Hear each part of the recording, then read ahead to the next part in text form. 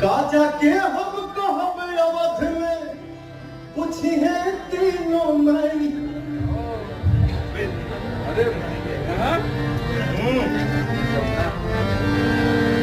एक बात जान लेना, दुनिया में हर चीज झेल सकता हूँ, हर चीज बर्दाश्त कर सकता हूँ, लेकिन माँ की आंख में आंसू नहीं बर्दाश्त कर सकता। इसके लिए कुछ भी कर दूंगा। तो मुझे भी नहीं पता है कि मैं क्या करूंगा क्या नहीं। ये पवन सिंह नहीं बोल रहा है, क्योंकि देखिए माँ माँ होती है। दुनिया में आज भगवान ने पवन सिंह को क्या नहीं दिया, हमारी जनता ने हमको क्या नहीं दिया, क्या नहीं है, सब कुछ है।